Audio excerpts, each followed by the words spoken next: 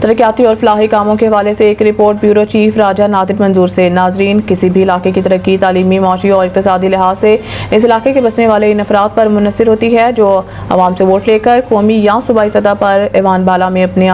حلقے کے لیے حکومت وقت سے استدعا کرتے ہوئے ترقیاتی منصوبے منظور کرواتے ہیں اور مسائل کو مد نظر رکھتے ہوئے گاؤں ہو یا شہر اپنے سے نیچے موجود چیئرمینز اور دیگر ممبران سے رابطے میں رہ کر ترقیاتی اور فلاحی کام کرواتے ہیں۔ دیہاتوں اور قصبوں کے سیاسی اور سماجی لوگ ایک ٹیم کی صورت میں ورک کرتے ہوئے لوگوں کے مسائل حل کرتے ہیں، جن میں سوشل ورکرز اور صحافی حضرات جو اپنے علاقے کے مسائل اجاگر کرتے ہوئے عبادت کا ایک فریضہ سر انجام دے رہے ہوتے ہیں۔ ان کا کردار بھی بہت اہمیت کا حامل ہوتا ہے، مگر ہمارے علاقے کی بدقسمتی کے ایسے افراد کی قدر کرنا تو ایک طرف سیاسی حضرات ان کی راہ میں روڑے اٹکائے کھڑے ہو جاتے ہیں اور جب انہیں آئینہ دکھاؤ تو برا مان جاتے ہیں، جو بہت بڑا المیہ ہے، بجائے ایسے کاموں کی نگرانی کرے یا درستگی کرائیں الٹ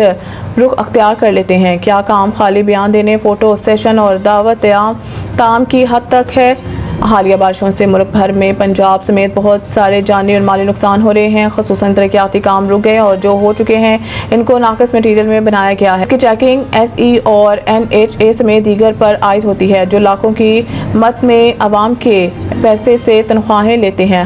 حلقہ این 61 اور 62 میں ہمیشہ چٹے کی روڈ دی گئی ہے جو وقت سے پہلے ٹوٹ پھوٹ کا شکار ہو جاتے ہیں، جیسے گلیانہ الشریف چوک گٹریالہ ہے جو آئندہ 5 سال تو کیا ایک سیزن بھی نہیں نکال پائے گی، اور عوام پر لگائے گئے ٹیکس کے پیسے کو ضائع کر دیا جاتا ہے اور اپنی جیبیں بھر لی جاتی ہیں۔ کیا یہ قوم ساری زندگی گلیوں، نالیوں، سڑکوں، بنیادی تعلیم اور صحت جیسی ضروریات کو ترستے رہیں گے؟ وقت آ گیا ہے کہ عوام کے اپنی بنیادی حقوق کے بارے میں سوچنا اور متحد ہو کر اپنے حقوق حاصل کرنا ہوگا، اس عزم سے کہ غلط ہی ہے اور درست اور اچھا کیا ہے۔